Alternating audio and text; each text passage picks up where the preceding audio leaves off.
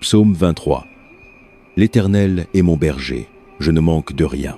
Il me fait coucher dans des pâturages verts. Il me conduit près des eaux tranquilles. Il rafraîchit mon âme. Il me guide dans les sentiers droits, pour l'amour de son nom. Même si je marche dans la vallée la plus sombre, je ne crains aucun mal, car tu es avec moi. Ta houlette et ton bâton me réconfortent.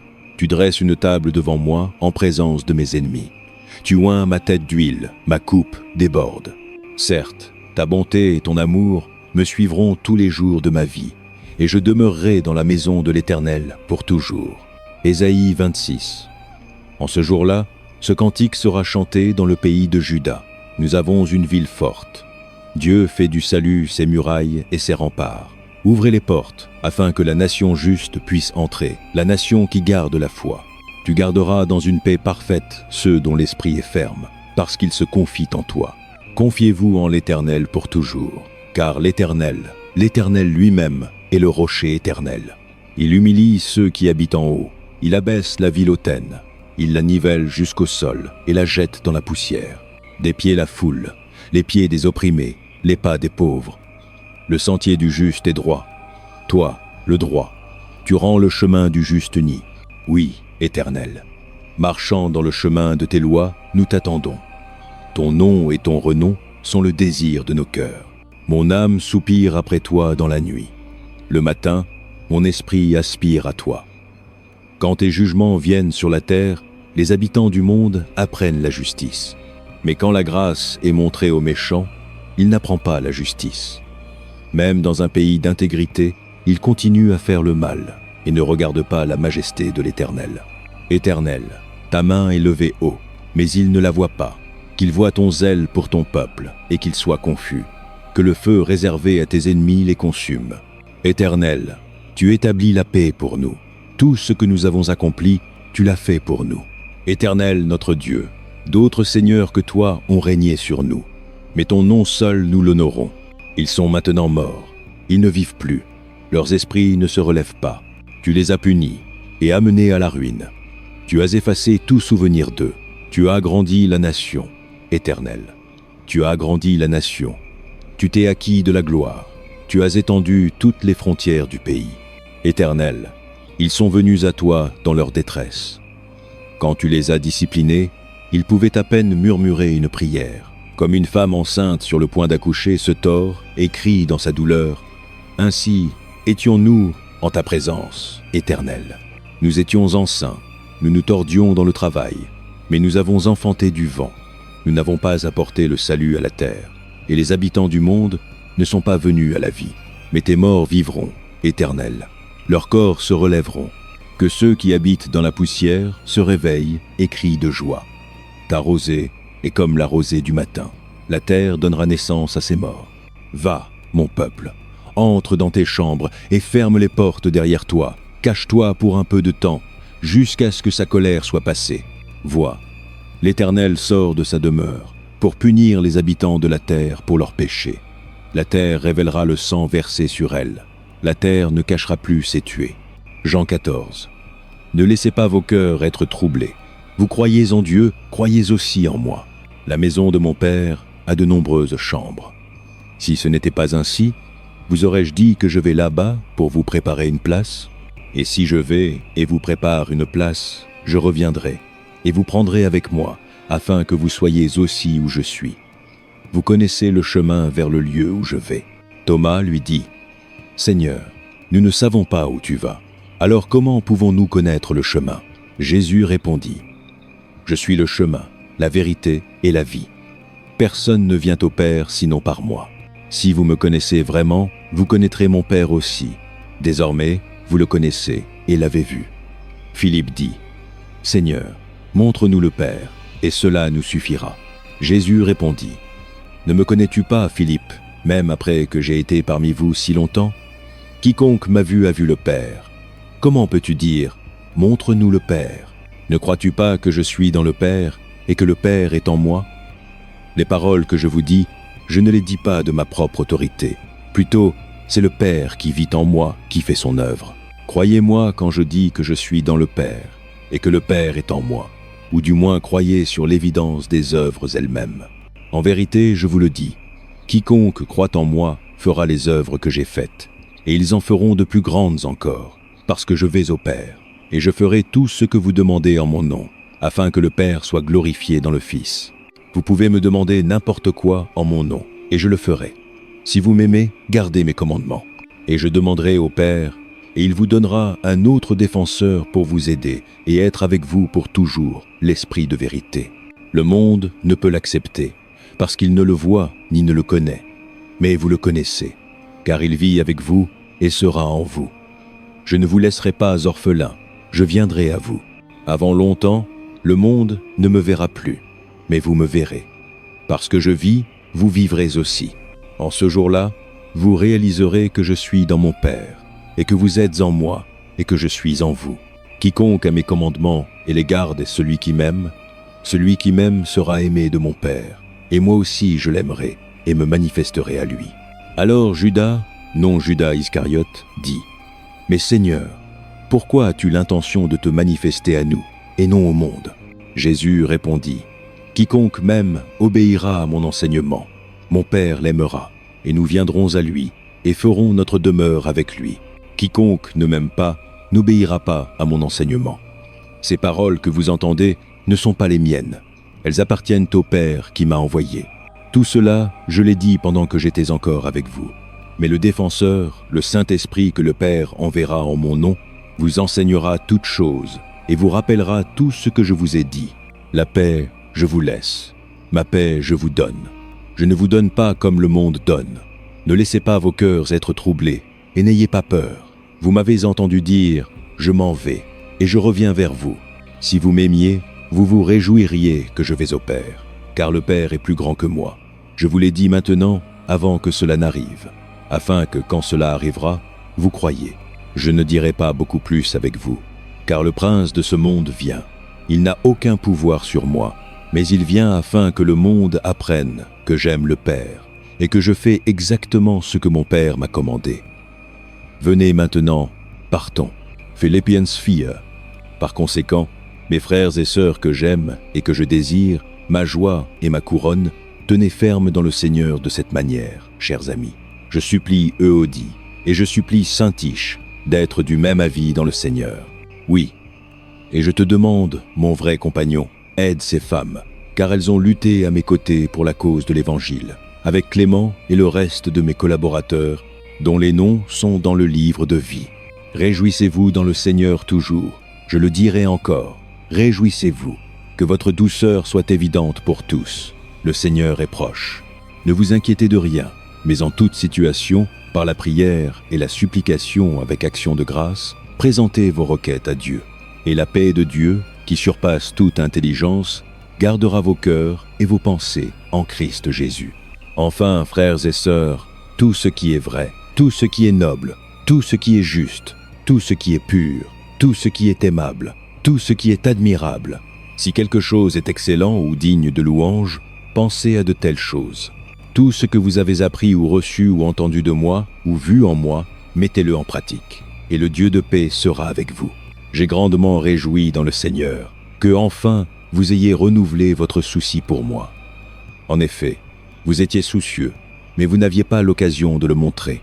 Je ne dis pas cela parce que je suis dans le besoin, car j'ai appris à être content quelles que soient les circonstances.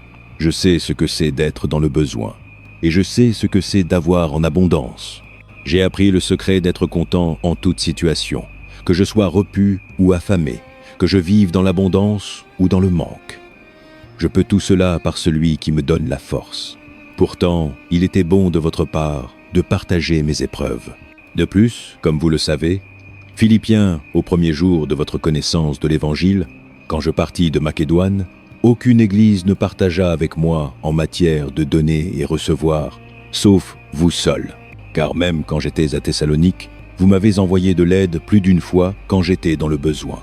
Non pas que je désire vos dons, ce que je désire, c'est que plus soit crédité à votre compte. J'ai reçu le paiement intégral, et j'ai plus qu'assez. Je suis amplement pourvu maintenant que j'ai reçu d'Épaphrodite les dons que vous avez envoyés. Ils sont une offrande parfumée, un sacrifice acceptable, agréable à Dieu. Et mon Dieu pourvoira à tous vos besoins, selon ses richesses en gloire en Christ Jésus. À notre Dieu et Père soit la gloire pour toujours et à jamais. Amen. Saluez tous les saints en Christ Jésus. Les frères et sœurs qui sont avec moi vous saluent.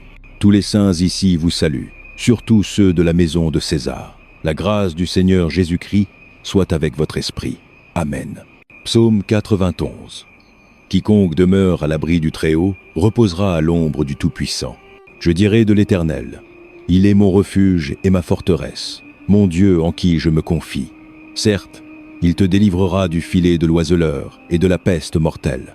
Il te couvrira de ses plumes, et sous ses ailes tu trouveras refuge. Sa fidélité sera ton bouclier et ta rempart. Tu ne craindras pas la terreur de la nuit, ni la flèche qui vole de jour, ni la peste qui marche dans les ténèbres, ni la destruction qui ravage à midi. 1000 pourront tomber à ton côté, 10 000 à ta droite, mais cela ne t'approchera pas. Tu observeras seulement de tes yeux et verras le châtiment des méchants. Si tu dis « L'Éternel est mon refuge » et que tu fais du Très-Haut ta demeure, aucun mal ne t'atteindra, aucun désastre ne s'approchera de ta tente, car il donnera ordre à ses anges te concernant pour te garder dans toutes tes voies. Ils te porteront dans leurs mains, afin que tu ne heurtes pas ton pied contre une pierre. Tu marcheras sur le lion et le cobra. Tu fouleras le grand lion et le serpent. Parce qu'il m'aime, dit l'Éternel, je le délivrerai, je le protégerai, car il reconnaît mon nom. Il m'invoquera, et je lui répondrai. Je serai avec lui dans la détresse. Je le délivrerai et l'honorerai. Avec une longue vie, je le satisferai, et lui montrerai mon salut. Matthieu 11. Après que Jésus finit d'instruire ses 12 disciples, il partit de là pour enseigner et prêcher dans les villes de Galilée. Quand Jean, qui était en prison, entendit parler des actes du Messie, il envoya ses disciples pour lui demander « Es-tu celui qui doit venir, ou devons-nous en attendre un autre ?» Jésus répondit « Allez rapporter à Jean ce que vous entendez et voyez. Les aveugles recouvrent la vue, les boiteux marchent, ceux qui ont la lèpre sont purifiés. Les sourds entendent, les morts sont ressuscités, et la bonne nouvelle est proclamée aux pauvres. Heureux celui qui ne trébuche pas à cause de moi. » Comme les disciples de Jean partaient, Jésus commença à parler à la foule au sujet de Jean. Qu'êtes-vous allé voir dans le désert? Un roseau agité par le vent? Sinon, qu'êtes-vous allé voir? Un homme vêtu de vêtements fins? Non, ceux qui portent des vêtements fins sont dans les palais des rois. Alors qu'êtes-vous allé voir? Un prophète? Oui, je vous le dis, et plus qu'un prophète. C'est celui dont il est écrit. J'enverrai mon messager devant toi, qui préparera ton chemin devant toi. En vérité, je vous le dis, parmi ceux nés de femmes, il n'en est pas surgi de plus grand que Jean-Baptiste. Pourtant, quiconque est le plus petit dans le royaume des cieux est plus grand que lui. Depuis les jours de Jean-Baptiste jusqu'à maintenant, le royaume des cieux est soumis à la violence, et des violences s'en emparent. Car tous les prophètes et la loi ont prophétisé jusqu'à Jean. Et si vous êtes disposés à l'accepter, il est l'Élie qui devait venir. Que celui qui a des oreilles entende. À quoi comparerai-je cette génération? Ils sont comme des enfants assis sur les places et appelant aux autres. Nous avons joué de la flûte pour vous, et vous n'avez pas dansé. Nous avons chanté un chant funèbre, et vous n'avez pas pleuré. Car Jean est venu sans manger ni boire, et ils disent, il a un démon. Le Fils de l'homme est venu en mangeant et en buvant, et ils disent, voici un glouton et un ivrogne, un ami des publicains et des pécheurs. Mais la sagesse est justifiée par ses actes. Alors Jésus commença à dénoncer les villes dans lesquelles la plupart de ses miracles avaient été accomplis, parce qu'elles ne s'étaient pas repenties. Malheur à toi, Chorazin. Malheur à toi, Bethsaïda. Car si les miracles qui ont été accomplis en vous l'avaient été à Tyr et à Sidon, elles se seraient repenties depuis longtemps dans le sac et la cendre. Mais je vous le dis, il sera plus supportable pour Tyr et Sidon au jour du jugement que pour vous. Et toi, Capernaüm, seras-tu élevé jusqu'aux cieux? Non, tu descendras jusqu'au séjour des morts. Car si les miracles qui ont été accomplis en toi l'avaient été à Sodome, elles seraient restées jusqu'à ce jour. Mais je vous le dis, il sera plus supportable pour Sodome au jour du jugement que pour toi. En ce temps-là, Jésus dit, « Je te loue, Père, Seigneur du ciel et de la terre, parce que tu as caché ces choses aux sages et aux intelligents, et les as révélées aux petits enfants. Oui, Père, car cela t'a plu ainsi. Toutes choses m'ont été remises par mon Père. Personne ne connaît le Fils sinon le Père, et personne ne connaît le Père sinon le Fils, et ceux à qui le Fils choisit de le révéler. Venez à moi, vous tous qui êtes fatigués et chargés, et je vous donnerai du repos. Prenez mon joug sur vous et apprenez de moi, car je suis doux et humble de cœur, et vous trouverez du repos pour vos âmes. Car mon joug est aisé, et mon fardeau est léger. Psaume 121. Je lève mes yeux vers les montagnes. D'où me viendra le secours? Mon secours vient de l'Éternel, qui a fait les cieux et la terre. Il ne permettra pas que ton pied chancelle. Celui qui te garde ne sommeillera pas. En effet, celui qui garde Israël ne sommeillera ni ne dormira. L'Éternel te garde. L'Éternel est ton ombre à ta droite. Le soleil ne te frappera pas de jour, ni la lune de nuit. L'Éternel te gardera de tout mal. Il gardera ta vie. L'Éternel gardera tes allées et venues, dès maintenant et à jamais. 2 Corinthiens 1. Paul, apôtre de Christ Jésus, par la volonté de Dieu, et Timothée notre frère, à l'Église de Dieu qui est à Corinthe, avec tous les saints dans toute l'Achaïe. Grâce et paix à vous de la part de Dieu notre Père et du Seigneur Jésus-Christ. Loué soit le Dieu et Père de notre Seigneur Jésus-Christ, le Père des compassions et le Dieu de toute consolation, qui nous console dans toutes nos afflictions, afin que nous puissions consoler ceux qui sont dans n'importe quelle affliction par la consolation que nous recevons nous-mêmes de Dieu. Car de même que nous partageons abondamment les souffrances de Christ, de même notre consolation abonde par Christ. Si nous sommes affligés, c'est pour votre consolation et votre salut. Si nous sommes consolés, c'est pour votre consolation, qui produit en vous l'endurance patiente des mêmes souffrances que nous souffrons. Et notre espérance pour vous est ferme, parce que nous savons que de même que vous partagez nos souffrances, de même vous partagez notre consolation. Nous ne voulons pas que vous ignoriez, frères et sœurs, les afflictions que nous avons subies dans la province d'Asie. Nous avons été sous une grande pression, bien au-delà de notre capacité à endurer, au point que nous désespérions de la vie elle-même. En effet, nous sentions que nous avions reçu la sentence de mort. Mais cela est arrivé afin que nous ne nous appuyions pas sur nous-mêmes, mais sur Dieu, qui ressuscite les morts. Il nous a délivrés d'un tel péril mortel, et il nous délivrera encore. En lui nous avons placé notre espérance qu'il continuera à nous délivrer, tandis que vous nous aidez par vos prières. Alors beaucoup rendront grâce pour nous, à cause de la faveur gracieuse accordée en réponse aux prières de beaucoup. Maintenant, voici notre gloire. Notre conscience témoigne que nous nous sommes conduits dans le monde, et surtout dans nos relations avec vous, avec intégrité et sincérité divine.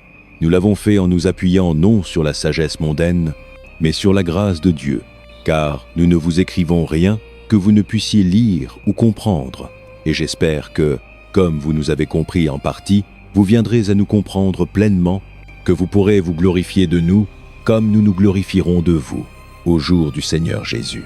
Parce que j'étais confiante en cela, je voulais vous visiter d'abord, afin que vous puissiez bénéficier 2 fois. Je voulais vous visiter en allant en Macédoine, et revenir vers vous de Macédoine, puis vous me feriez escorter en Judée. Étais-je inconstant quand j'avais l'intention de faire cela? Ou est-ce que je fais mes plans à la manière mondaine, afin que dans le même souffle, je dise à la fois oui, oui et non, non, mais aussi sûrement que Dieu est fidèle. Notre message pour vous n'est pas oui et non, car le Fils de Dieu, Jésus-Christ, qui a été prêché parmi vous, par nous, par moi, Silas et Timothée, n'était pas oui et non, mais en lui ça a toujours été oui, car peu importe combien de promesses Dieu a faites, elles sont oui en Christ. Et ainsi par lui, l'amen est prononcé par nous à la gloire de Dieu. Maintenant, c'est Dieu qui nous fait tenir ferme, nous et vous, en Christ. Il nous a oints, a mis son sceau de propriété sur nous, et a mis son esprit dans nos cœurs comme un dépôt garantissant ce qui est à venir.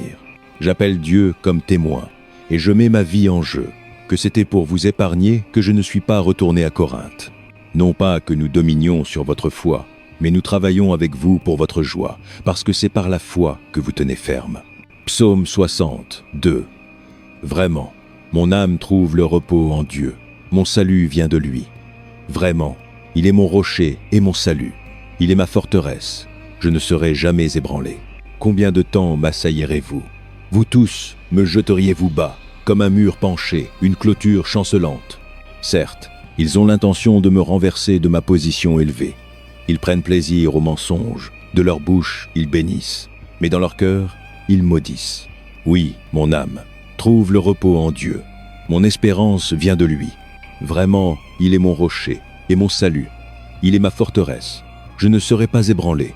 Mon salut et mon honneur dépendent de Dieu. Il est mon rocher puissant, mon refuge.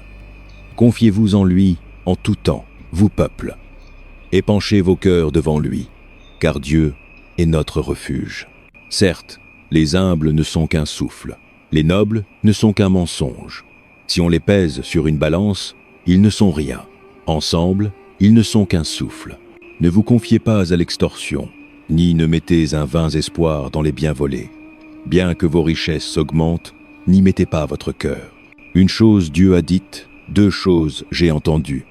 La puissance appartient à toi, Dieu, et avec toi, Seigneur, est l'amour infaillible, et tu récompenses chacun selon ce qu'il a fait. Ésaïe 40. Consolez, consolez mon peuple, dit votre Dieu. Parlez tendrement à Jérusalem, et proclamez-lui que son dur service est accompli, que son péché est payé, qu'elle a reçu de la main de l'Éternel le double pour tous ses péchés. Une voix crie. Dans le désert, préparez le chemin de l'Éternel. Dans le désert, frayez une route droite pour notre Dieu. Toute vallée sera élevée, toute montagne et colline abaissée. Le sol inégal deviendra plat, les lieux escarpés une plaine. Et la gloire de l'Éternel sera révélée, et tous les hommes la verront ensemble, car la bouche de l'Éternel a parlé. Une voix dit, crie, et je dis, que dois-je crier? Tous les hommes sont comme l'herbe, et toute leur fidélité comme les fleurs des champs. L'herbe se dessèche et les fleurs tombent, parce que le souffle de l'Éternel souffle sur elles. Certes, les hommes sont de l'herbe. L'herbe se dessèche et les fleurs tombent, mais la parole de notre Dieu subsiste à jamais. Toi qui apportes de bonnes nouvelles à Sion, monte sur une haute montagne. Toi qui apportes de bonnes nouvelles à Jérusalem, élève ta voix avec force. Élève-la, n'aie pas peur. Dis aux villes de Juda, voici votre Dieu. Vois, le Seigneur éternel vient avec puissance, et il règne avec un bras puissant. Vois, sa récompense est avec lui, et sa rétribution l'accompagne. Il paie son troupeau comme un berger. Il rassemble les agneaux dans ses bras et les porte près de son cœur. Il conduit doucement celles qui ont des petits. Qui a mesuré les eaux dans le creux de sa main, ou marqué les cieux avec la largeur de sa main? Qui a tenu la poussière de la terre dans un panier, ou pesé les montagnes sur la balance et les collines dans un équilibre? Qui peut sonder l'esprit de l'Éternel, ou instruire l'Éternel comme son conseiller? Qui l'Éternel a-t-il consulté pour l'éclairer, et qui lui a enseigné le chemin juste? Qui lui a enseigné la connaissance, ou lui a montré le sentier de l'intelligence? Certes, les nations sont comme une goutte dans un seau. Elles sont considérées comme de la poussière sur la balance. Il pèse les îles comme si elles étaient de fines poussières.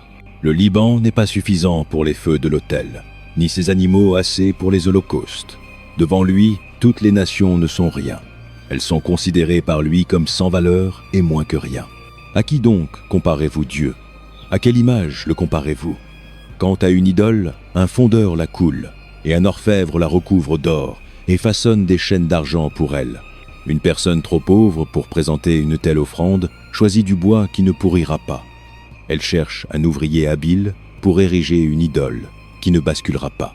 Ne savez-vous pas? N'avez-vous pas entendu? Ne vous a-t-on pas dit depuis le commencement? N'avez-vous pas compris depuis la fondation de la terre? Il est assis sur le trône au-dessus du cercle de la terre, et ses habitants sont comme des sauterelles. Il étend les cieux comme un dais et les déploie comme une tente pour y vivre. Il réduit les princes à néant et rend les dirigeants de ce monde à rien. À peine sont-ils plantés, à peine semés, à peine ont-ils pris racine dans le sol, qu'il souffle sur eux et ils se dessèchent, et un tourbillon les emporte comme du chaume.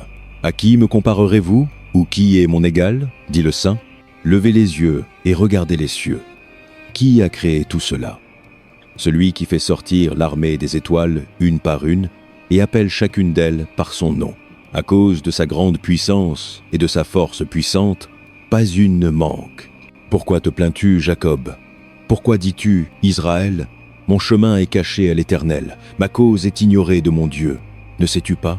N'as-tu pas entendu? L'Éternel est le Dieu éternel, le Créateur des extrémités de la terre. Il ne se fatigue pas ni ne se lasse, et son intelligence est insondable. Il donne de la force aux fatigués et augmente la puissance des faibles. Même les jeunes se fatiguent et se lassent, et les jeunes hommes trébuchent et tombent. Mais ceux qui espèrent en l'Éternel renouvellent leur force. Ils s'élèvent sur des ailes comme des aigles. Ils courent et ne se lassent pas. Ils marchent et ne défaillent pas. Romains 8. Par conséquent, il n'y a maintenant aucune condamnation pour ceux qui sont en Christ Jésus.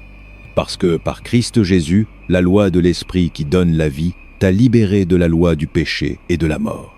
Car ce que la loi était impuissante à faire, parce qu'elle était affaiblie par la chair, Dieu l'a fait en envoyant son propre Fils à la ressemblance de la chair pécheresse, pour être une offrande pour le péché. Et ainsi, il a condamné le péché dans la chair, afin que l'exigence juste de la loi soit pleinement accomplie en nous, qui ne vivons pas selon la chair, mais selon l'Esprit.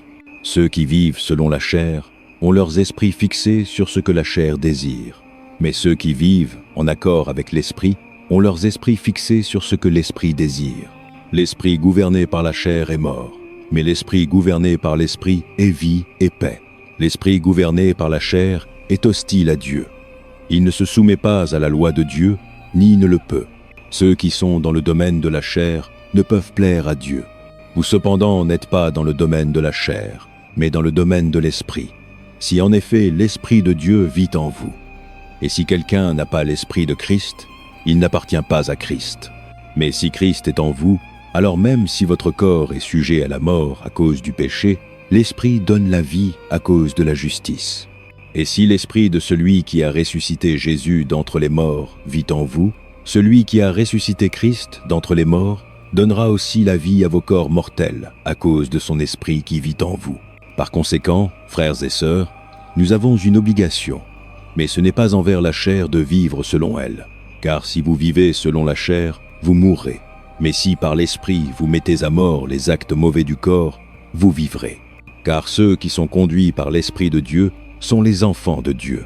L'Esprit que vous avez reçu ne vous rend pas esclaves, afin que vous viviez de nouveau dans la peur. Plutôt, l'Esprit que vous avez reçu a apporté votre adoption à la filiation. Et par lui nous crions, Abba, Père. L'Esprit lui-même témoigne avec notre esprit que nous sommes enfants de Dieu. Maintenant, si nous sommes enfants, alors nous sommes héritiers, héritiers de Dieu et co-héritiers avec Christ. Si en effet nous partageons ses souffrances, afin que nous puissions aussi partager sa gloire. Je considère que nos souffrances présentes ne valent pas d'être comparées à la gloire qui sera révélée en nous, car la création attend avec une attente impatiente que les enfants de Dieu soient révélés. Car la création a été soumise à la frustration, non par son propre choix, mais par la volonté de celui qui l'a soumise, dans l'espérance que la création elle-même sera libérée de son esclavage à la corruption et amenée dans la liberté et la gloire des enfants de Dieu. Nous savons que toute la création a gémi comme dans les douleurs de l'enfantement jusqu'à présent. Non seulement cela, mais nous-mêmes, qui avons les prémices de l'Esprit, gémissons intérieurement, tandis que nous attendons avec impatience notre adoption à la filiation, la rédemption de nos corps. Car dans cette espérance, nous avons été sauvés. Mais l'espérance qui est vue n'est pas de l'espérance du tout. Qui espère ce qu'il a déjà? Mais si nous espérons ce que nous n'avons pas encore, nous l'attendons avec patience. De la même manière, l'Esprit nous aide dans notre faiblesse, car nous ne savons pas ce que nous devrions prier. Mais l'Esprit lui-même intercède pour nous par des gémissements inexprimables. Et celui qui sonde nos cœurs connaît l'Esprit de l'Esprit, parce que l'Esprit intercède pour le peuple de Dieu selon la volonté de Dieu. Et nous savons que, en toutes choses, Dieu œuvre pour le bien de ceux qui l'aiment, qui ont été appelés selon son propos. Car ceux que Dieu a connus d'avance, il les a aussi prédestinés à être conformes à l'image de son Fils, afin qu'il soit le premier-né parmi de nombreux frères et sœurs. Et ceux qu'il a prédestinés, il les a aussi appelés. Ceux qu'il a appelés, il les a aussi justifiés. Ceux qu'il a justifiés, il les a aussi glorifiés. Que dirons-nous donc en réponse à ces choses? Si Dieu est pour nous, qui peut être contre nous? Celui qui n'a pas épargné son propre Fils, mais l'a livré pour nous tous, comment ne nous donnera-t-il pas aussi gracieusement toutes choses avec lui? Qui portera une accusation contre ceux que Dieu a choisis? C'est Dieu qui justifie. Qui donc est celui qui condamne? Personne. Christ Jésus qui est mort, plus que cela, qui a été ressuscité, est à la droite de Dieu et intercède aussi pour nous. Qui nous séparera de l'amour de Christ? La tribulation, ou la détresse, ou la persécution, ou la famine, ou la nudité, ou le danger, ou l'épée? Comme il est écrit, « Pour ton amour, nous affrontons la mort tout le jour. Nous sommes considérés comme des brebis destinées à l'abattage. » Non. Dans toutes ces choses, nous sommes plus que vainqueurs par celui qui nous a aimés. Car je suis convaincu que ni la mort, ni la vie, ni les anges, ni les démons, ni le présent, ni l'avenir, ni aucune puissance, ni la hauteur, ni la profondeur, ni rien d'autre dans toute la création ne pourra nous séparer de l'amour de Dieu qui est en Christ. Jésus, notre Seigneur. Psaume 46. Dieu est notre refuge et notre force, un secours toujours présent dans la détresse. Par conséquent, nous ne craindrons pas, même si la terre cède et que les montagnes tombent au cœur de la mer, même si ses eaux rugissent et écument, et que les montagnes tremblent avec leur houle. Il y a une rivière dont les courants réjouissent la ville de Dieu, le lieu saint où demeure le Très-Haut. Dieu est au milieu d'elle, elle ne chancelle pas. Dieu l'aidera au lever du jour. Les nations sont en tumulte, les royaumes tombent. Il élève sa voix, la terre fond. L'Éternel des armées est avec nous. Le Dieu de Jacob est notre forteresse. Venez et voyez ce que l'Éternel a fait, les désolations qu'il a apportées sur la terre. Il fait cesser les guerres jusqu'aux extrémités de la terre. Il brise l'arc et fracasse la lance. Il brûle les boucliers par le feu. Il dit : Arrêtez et sachez que je suis Dieu. Je serai exalté parmi les nations. Je serai exalté sur la terre. L'Éternel des armées est avec nous. Le Dieu de Jacob est notre forteresse. Psaume 37. Ne t'irrite pas à cause de ceux qui font le mal, ni n'envie ceux qui commettent l'iniquité. Car comme l'herbe, ils se faneront bientôt. Comme les plantes vertes, ils mourront bientôt. Confie-toi en l'Éternel et fais le bien. Habite le pays et jouis d'un pâturage sûr. Prends ton plaisir en l'Éternel et il te donnera les désirs de ton cœur. Remets ton chemin à l'Éternel. Confie-toi en lui et il agira. Il fera briller ta justice comme l'aurore, ta vindication comme le soleil de midi. Demeure en silence devant l'Éternel et attends-le avec patience. Ne t'irrite pas quand les gens réussissent dans leur voie, quand ils exécutent leur complot méchant. Abstiens-toi de la colère et abandonne la fureur. Ne t'irrite pas, cela ne mène qu'au mal, car ceux qui font le mal seront détruits, mais ceux qui espèrent en l'Éternel hériteront la terre. Encore un peu de temps, et le méchant ne sera plus. Bien que tu le cherches, il ne sera pas trouvé. Mais les humbles hériteront la terre et jouiront de la paix et de la prospérité. Le méchant complote contre le juste et grince des dents contre lui. Mais l'Éternel rit du méchant, car il sait que son jour vient. Les méchants tirent l'épée et bandent l'arc pour abattre les pauvres et les nécessiteux, pour tuer ceux dont les voies sont droites. Mais leurs épées perceront leur propre cœur, et leurs arcs seront brisés. Mieux vaut le peu que possèdent les justes que la richesse de nombreux méchants, car la puissance des méchants sera brisée, mais l'Éternel soutient les justes. Les intègres passent leurs jours sous le soin de l'Éternel, et leur héritage durera à jamais. Au temps de désastre, ils ne se faneront pas. Au jour de famine, ils jouiront de l'abondance. Mais les méchants périront. Bien que les ennemis de l'Éternel soient comme les fleurs des champs, ils seront consumés, ils s'en iront en fumée. Les méchants empruntent et ne remboursent pas, mais les justes donnent généreusement. Ceux que l'Éternel bénit hériteront la terre, mais ceux qu'il maudit seront détruits. L'Éternel affermit les pas de celui qui se plaît en lui. Bien qu'il trébuche, il ne tombera pas, car l'Éternel le soutient de sa main. J'étais jeune, et maintenant je suis vieux. Pourtant, je n'ai jamais vu le juste abandonné, ni ses enfants mendier du pain. Ils sont toujours généreux et prêtent librement. Leurs enfants seront une bénédiction. Détourne-toi du mal et fais le bien. Alors tu habiteras dans le pays à jamais. Car l'Éternel aime la justice et n'abandonne pas ses fidèles. Les malfaisants seront complètement détruits, La postérité des méchants périra. Les justes hériteront la terre et y habiteront à jamais. La bouche des justes profère la sagesse, et leur langue parle ce qui est juste. La loi de leur Dieu est dans leur cœur, leurs pieds ne glissent pas.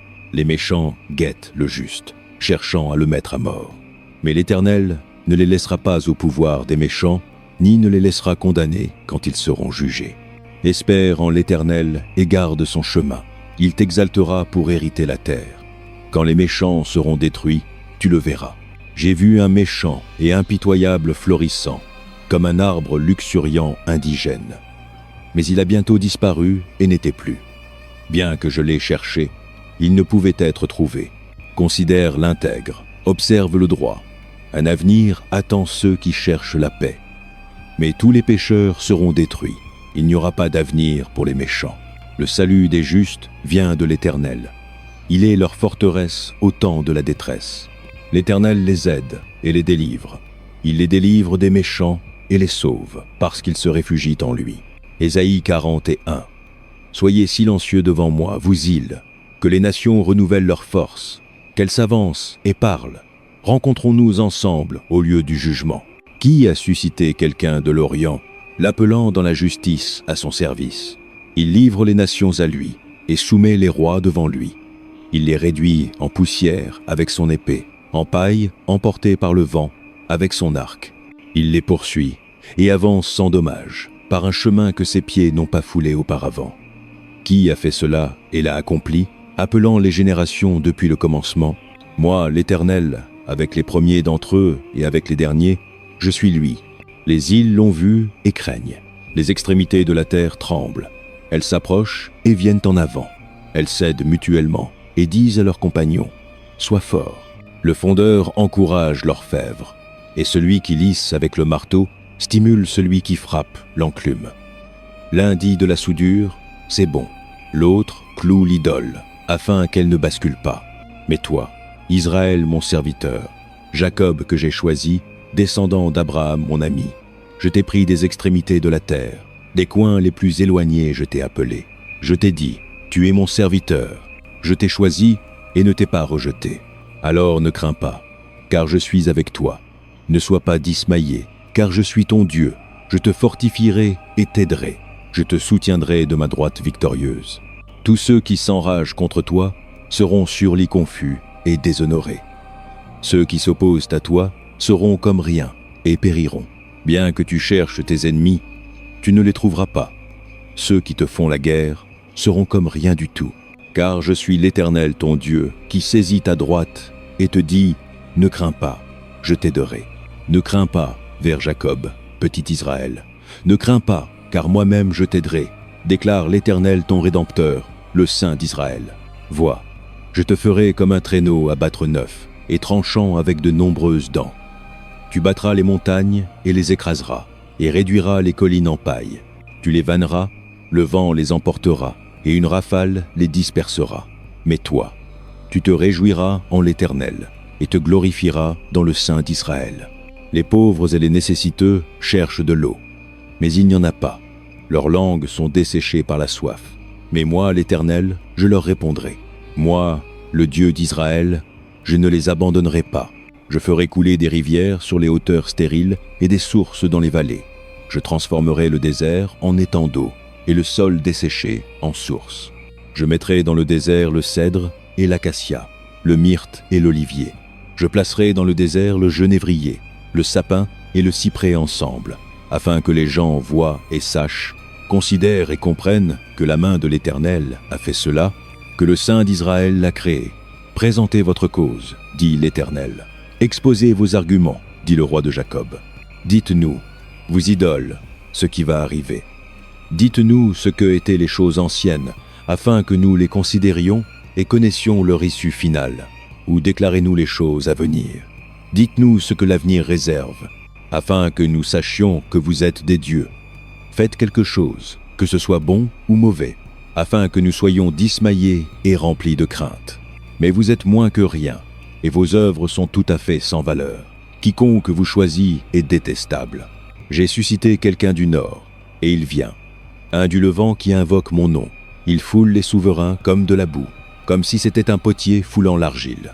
Qui l'a dit depuis le commencement, afin que nous puissions savoir, ou à l'avance, afin que nous puissions dire « Il avait raison ». Personne ne l'a dit. Personne ne l'a prédit. Personne n'a entendu de parole de vous. J'ai été le premier à dire à Sion « Regarde, les voici ». J'ai donné à Jérusalem un messager de bonnes nouvelles. Je regarde, mais il n'y a personne. Personne parmi les dieux pour donner conseil. Personne pour répondre quand je demande. Vois, ils sont tous faux. Leurs actes ne valent rien. Leurs images ne sont que vent et confusion. Psaume 34. Je louerai l'Éternel en tout temps. Sa louange sera toujours sur mes lèvres. Je me glorifierai en l'Éternel. Que les affligés entendent et se réjouissent. Glorifiez l'Éternel avec moi. Exaltons ensemble son nom. J'ai cherché l'Éternel, et il m'a répondu. Il m'a délivré de toutes mes craintes. Ceux qui le regardent sont radieux. Leurs visages ne sont jamais couverts de honte. Ce pauvre a appelé, et l'Éternel l'a entendu. Il l'a sauvé de toutes ses détresses. L'ange de l'Éternel campe autour de ceux qui le craignent, et il les délivre. Goûtez et voyez que l'Éternel est bon. Heureux celui qui se réfugie en lui. Craignez l'Éternel, vous ses saints, car ceux qui le craignent ne manquent de rien.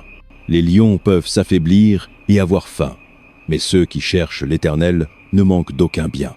Venez, mes enfants, écoutez-moi, je vous enseignerai la crainte de l'Éternel. Quiconque d'entre vous aime la vie et désire voir de nombreux bons jours, gardez votre langue du mal et vos lèvres de dire des mensonges. Détournez-vous du mal et faites le bien. Cherchez la paix et poursuivez-la.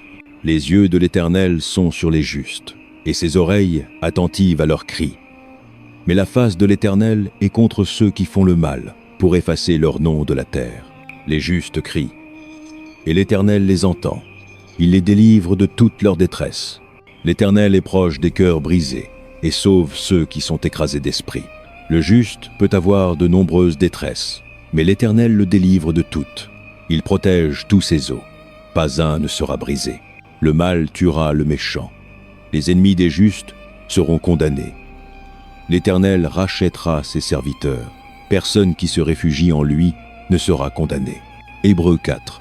Par conséquent, puisque la promesse d'entrer dans son repos subsiste encore, soyons attentifs à ce qu'aucun de vous ne soit trouvé en avoir été privé. Car nous aussi avons eu la bonne nouvelle proclamée, comme eux.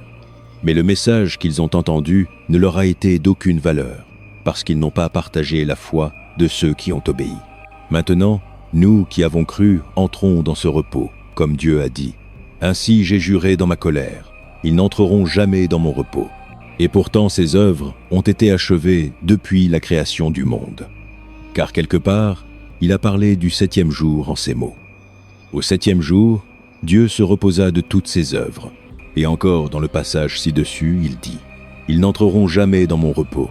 Par conséquent, puisqu'il reste encore pour certains d'entrer dans ce repos, et puisque ceux à qui la bonne nouvelle a été proclamée autrefois n'y sont pas entrés à cause de leur désobéissance, Dieu fixe de nouveau un certain jour, l'appelant aujourd'hui.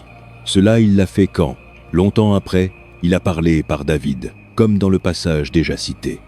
Aujourd'hui, si vous entendez sa voix, n'endurcissez pas vos cœurs, car si Josué leur avait donné le repos, Dieu n'aurait pas parlé plus tard d'un autre jour. Il reste donc un repos sabbatique pour le peuple de Dieu, car quiconque entre dans le repos de Dieu se repose aussi de ses œuvres, comme Dieu l'a fait des siennes.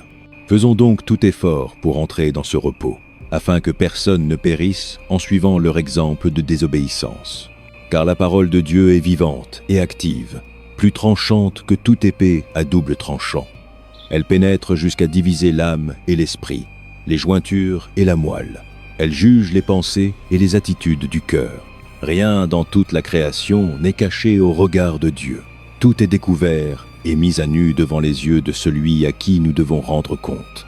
Par conséquent, puisque nous avons un grand souverain sacrificateur qui est monté aux cieux, Jésus le Fils de Dieu, tenons fermement à la foi que nous professons, car nous n'avons pas un souverain sacrificateur incapable de compatir à nos faiblesses, mais un qui a été tenté en tout comme nous, sans toutefois pécher. Approchons-nous donc avec confiance du trône de la grâce, afin de recevoir miséricorde et de trouver grâce pour nous aider au temps du besoin. Apocalypse 20:1. Alors je vis un nouveau ciel et une nouvelle terre, car le premier ciel et la première terre avaient disparu, et il n'y avait plus de mer. Je vis la ville sainte, la nouvelle Jérusalem, descendant du ciel d'auprès de Dieu, préparée comme une épouse magnifiquement vêtue pour son mari. Et j'entendis une voix forte venant du trône disant : Voici, la demeure de Dieu est maintenant parmi les hommes, et il habitera avec eux. Ils seront son peuple, et Dieu lui-même sera avec eux, et sera leur Dieu. Il essuiera toute larme de leurs yeux. Il n'y aura plus de mort, ni de deuil, ni de cri, ni de douleur, car l'ancien ordre des choses a disparu. Celui qui était assis sur le trône dit : Je fais toutes choses nouvelles. Puis il dit : Écris cela, car ces paroles sont dignes de confiance et vraies. Il me dit : C'est fait. Je suis l'alpha et l'oméga, le commencement et la fin. À celui qui a soif, je donnerai de l'eau sans coût de la source de l'eau de la vie. Ceux qui sont victorieux hériteront tout cela, et je serai leur Dieu, et ils seront mes enfants. Mais les lâches, les incrédules, les vils, les meurtriers, les immoraux sexuels, ceux qui pratiquent les arts magiques, les idolâtres et tous les menteurs, ils seront jetés dans les temps de feu ardent de soufre. C'est la seconde mort. Un des 7 anges, qui avait les 7 coupes pleines des 7 dernières plaies, vint et me dit : Viens, je te montrerai l'épouse, la femme de l'agneau. Et il me transporta en esprit sur une montagne grande et haute, et me montra la ville sainte, Jérusalem, descendant du ciel d'auprès de Dieu. Elle brillait de la gloire de Dieu, et son éclat était comme celui d'une pierre très précieuse, comme un jaspe clair comme du cristal. Elle avait une grande muraille haute avec 12 portes, et 12 anges aux portes. Sur les portes étaient écrits les noms des 12 tribus d'Israël. Il y avait 3 portes à l'est, 3 au nord, 3 au sud, et 3 à l'ouest. La muraille de la ville avait 12 fondations, et sur elle étaient les noms des 12 apôtres de l'agneau. L'ange qui parlait avec moi avait une canne à mesurer en or, pour mesurer la ville, ses portes et ses murailles. La ville était disposée comme un carré, aussi longue que large. Il mesura la ville avec la canne, et la trouva de 12 000 stades de longueur, et aussi large et haute qu'elle est longue. L'ange mesura la muraille en utilisant la mesure humaine, et elle était de 144 coudées d'épaisseur. La muraille était faite de jaspe, et la ville d'or pur, pur comme du verre. Les fondations des murailles de la ville étaient ornées de toutes sortes de pierres précieuses. La première fondation était de jaspe, la seconde de saphir, la troisième d'agate, la quatrième d'émeraude, la cinquième d'onyx, la sixième de rubis, la septième de chrysolite, la huitième de béryl, la neuvième de topaze, la 10e de turquoise, la 11e de jacinthe et la 12e d'améthyste. Les 12 portes étaient 12 perles, chaque porte faite d'une seule perle. La grande rue de la ville était d'or, pur comme du verre transparent. Je ne vis pas de temple dans la ville, parce que le Seigneur Dieu Tout-Puissant et l'agneau sont son temple. La ville n'a pas besoin du soleil ni de la lune pour briller sur elle, car la gloire de Dieu lui donne la lumière, et l'agneau est sa lampe. Les nations marcheront à sa lumière, et les rois de la terre y apporteront leur splendeur. Jamais ses portes ne seront fermées de jour, car il n'y aura pas de nuit là. La gloire et l'honneur des nations y seront apportés. Rien d'impur n'y entrera jamais, ni quiconque fait ce qui est honteux ou trompeur, mais seulement ceux dont les noms sont écrits dans le livre de vie de l'agneau.